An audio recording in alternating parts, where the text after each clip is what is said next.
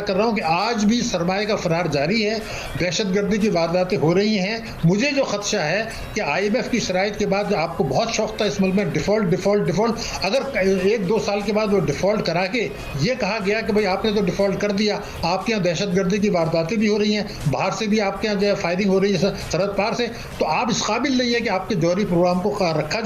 आप मांगे, अब लोगों से कहें भाई हमें थोड़े से पैसे दे दें।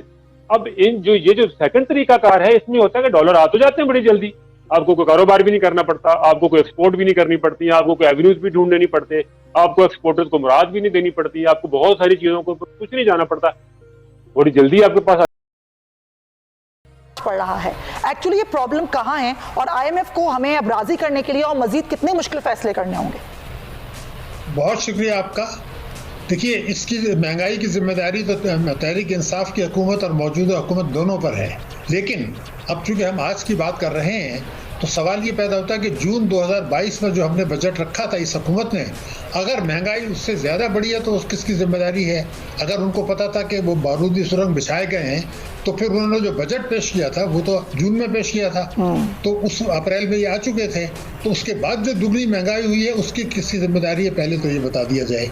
नंबर 2, आईएमएफ से जो मुआहदा इमरान खान साहब ने किया था वो तोड़ा मानता हूं मैं, लेकिन जो मुआहदे मिफ्ताह इस्माइल ने किए थे वो भी उन्होंने 2 दफ़े तोड़े, वो किस खुशी में तोड़े वो बता दिया जाए। तीसरा ये था कि जो मामला तय हुए थे डार साहब ने उनको तोड़ा 2 मरतबा, वो किसकी जिम्मेदारी है वो भी बता दिया जाए। और तीसरी जो मैं बड़ी अहम बात बता रहा हूँ कि अगर आप स्टेट बैंक के साथ मिलकर रुपए की कदर के साथ खिलवाड़ करें तो दुनिया बेवकूफ़ नहीं है और आईएमएफ बेवकूफ़ नहीं है। मैं क्यों बात ये कर रहा हूँ? देखिए, जब मिफ्ताह इस्माइल रुखसत हुए थे तो उस वक्त $1 239 रुपये का था, 239 $1, लेकिन उसके बाद सट्टेबाजी भी जारी रही, उसके बाद हुंडी हवाले का कारोबार भी हुआ, उसके बाद स्मगलिंग भी हुई, तबाही बर्बादी हुई, लेकिन 25 जनवरी को हमारा जो रुपए की कदर थी उसमें बेहतरी आई, उस 239 के मुकाबले में वो कैसे आ गई? एक सवाल है ना।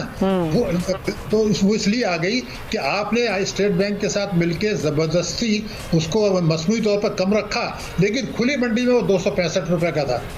तो वो जब मुतवाज़ी मार्केट में अगर वो 265 का है, इसका मतलब ये कि समंदर पाकिस्तानी थे, उन्होंने कहा कि जी ठीक है हम भी वहीं से बेचते हैं, फिर तो उन्होंने रेमिटेंस आनी बंद हो गई।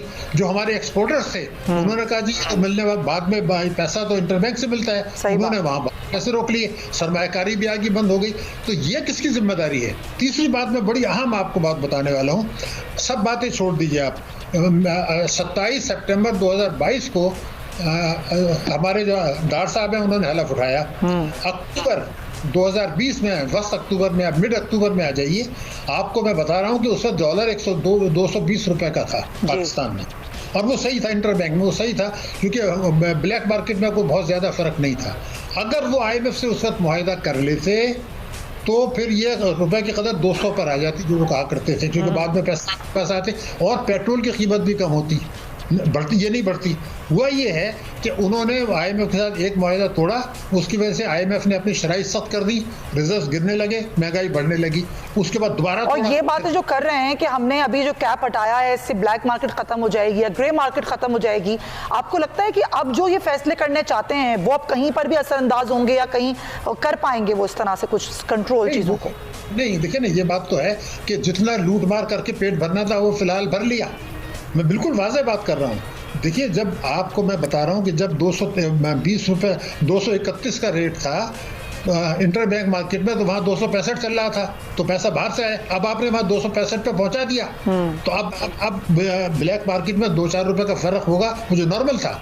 लेकिन वो जो ग्रे मार्केट थी उसमें जो 25-30 रुपये का फ़र्क था वो तो आपने रेगुलाइज कर दिया ना, तो आप मजीद तो फ़ौरन नहीं लूटेंगे ना।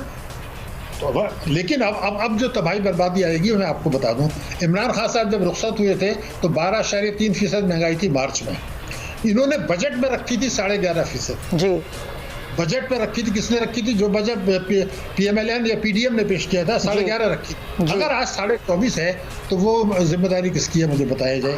और सर कई जगह तो ये भी खुद भी कह रहे हैं कि 30% तक महंगाई है। एक सवाल मैं आपसे और करना चाहती हूँ कि ये अभी बार बार ये कहते हैं, अभी मरियम साहिबा भी कहकर गई कि क्योंकि ये इमरान खान ने मुआहिदा किया, क्योंकि आप तो इकोनॉमिस्ट है ना, आप तो न्यूट्रल हैं, आप सही बात में बताएंगे कि इमरान खान ने मुआहिदा किया इसलिए ये इतने मुश्किल फैसले करने पड़ रहे हैं, या हुकूमत ने बीच में IMF से मुआहिदा तोड़ा तो इसलिए हमें मुश्किल फैसले करने पड़ रहे हैं? नहीं, तो ये तो आपने मुझे खुद ही जवाब दे दिया। देखिए, मैं असल में डिफरेंशिएट करना चाह रही हूँ। जवाब तो आपने दे दिया, लेकिन मैं एक बात बता दूं, ये बात सही है कि इमरान खान साहब ने 28 फरवरी को जो मुआहिदा तोड़ा था, गलती की, उसके मनफी असरात आए, वो हम मान लेते हैं। लेकिन अक्टूबर 2020 में जब 220 रुपए का डॉलर आ गया था और तमाम हालात ठीक थे, तो डार साहब ने वो किसकी मशवरे पर किसको खुश करने के लिए मुआहिदा नहीं किया और उसको गिरने दिया, वो किसकी जिम्मेदारी? अगर डार साहब को सब पता था, वो ये कहते थे मैं डॉलर 200 रुपए पर लेके आऊंगा, अगर वो नहीं ला सके या नहीं लाने की कोशिश की और उसको उठा के आपने 270 तक पहुंचा दिया, 3 दिन जो गुजरे हैं 25, 26, 27 की 3 वर्किंग डेज, उसमें 39 रुपए गिर गया। ये जिम्मेदारी जो है ये मौजूदा हुकूमत की है।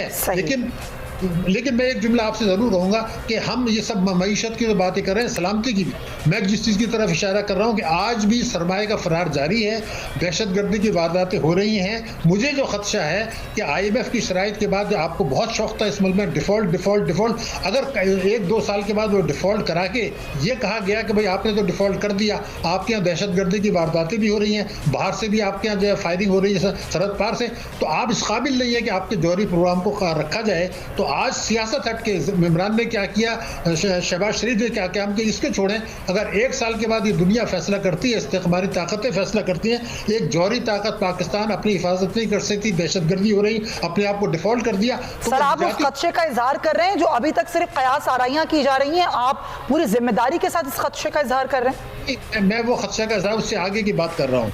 देखिए, डिफॉल्ट 2023 में तो नहीं कराएंगे, आपको मैं बता दूं, हमने जो जल्दबाजी में किया, लेकिन जब ये शौक पूरा होगा हुकूमत का और सियासतदानों का जो कहते हैं डिफॉल्ट, जब ये शौक पूरा होगा, तो आज अगर IMF आपको चने चबा रहा है, मिफ्ता इस्माइल के दौर में 900 मिलियन डॉलर की किस्त देने के लिए 1700 रुपए के टैक्स लगाए, अब ये रुपए कदर गिराई, उस वक्त इसके अलावा वो ये कहेंगे कि भाई दहशतगर्दी की वारदातें हो रही हैं हमारे मुल्क में, दुनिया में, आप दहशतगर्दी हो सकती है आपकी वजह से, तो अब आप मेहरबानी करके जौहरी कर रहा पावर रखने के इस काबिल नहीं है। तो मेरा कहना, मईशत तो तबाह हो ही रही है, आवाम तो तबाह हो ही रहे हैं, सलामती को खतरा तो पड़ ही रहे हैं, आम आदमी अपनी जिंदगी से, अपने बच्चों की मुस्तकबिल से मायूस जरूर है, लेकिन आज अगर इस मोहलत से फायदा नहीं उठाया, जो मैं कह रहा हूँ 2023 तक कोई खतरा नहीं, 1 साल है आपके पास, उसके बाद अगर वो ये फैसला करते हैं तो फिर आपके जौहरी प्रोग्राम का क्या होगा, आपके दिफाई बजट का क्या होगा, आपकी जो जोग्राफी नक्शा है क्या है, उस खतरे से डरे हैं।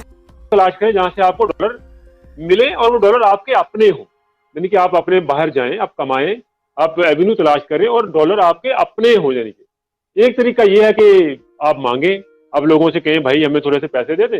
अब ये जो सेकंड तरीकाकार है, इसमें होता है कि डॉलर आ तो जाते हैं बड़ी जल्दी, आपको कोई कारोबार भी नहीं करना पड़ता, आपको कोई एक्सपोर्ट भी नहीं करनी पड़ती, आपको कोई एवेन्यूज भी ढूंढने नहीं पड़ते, आपको एक्सपोर्टर्स को मुराद भी नहीं देनी पड़ती, आपको बहुत सारी चीजों को कुछ नहीं जाना पड़ता, बड़ी जल्दी आपके पास आ जाते हैं।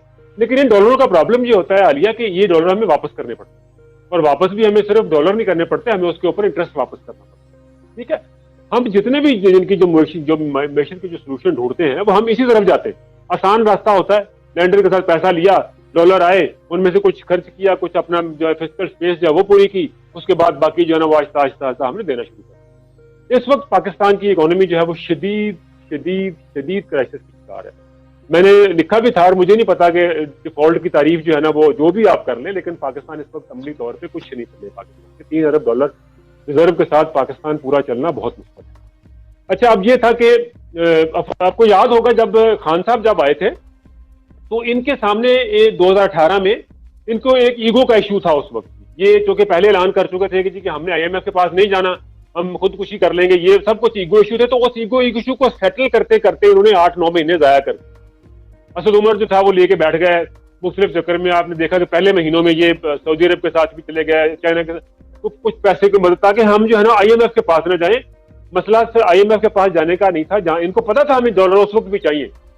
ईगो इशू था कि हम नहीं जाएंगे, हम जाएंगे तो हमारी बातें बुरी होगी। सेम हम उसी सिचुएशन में इस वक्त जब इसहाक डार साहब जब वापस आए हैं तो ये अपने आप को इन्होंने उसी ईगो इशू में फंसाया, क्योंकि इनके बैक ऑफ द माइंड में 2016-17 का अपना दौर था कि मैं था तो मैंने जब डॉलर को कंट्रोल करके रख लिया था तो मैंने फिर कर लूंगा।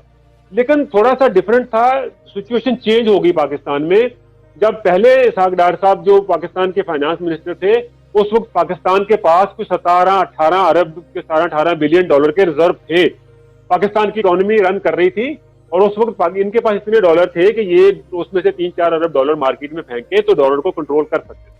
इन्होंने आके उसी हिसाब के साथ उसी पैटर्न पुरानी वही अपनी किताब खोली, वही डायरी खोली इन्होंने और उसी मार्ग पे चले गए। और आपको याद होगा उन्होंने कहा जी कि मैं आंखों में आंखें डाल के बात करूंगा और मैं अपनी जाना कोई जहां पे हम बिजली की कीमत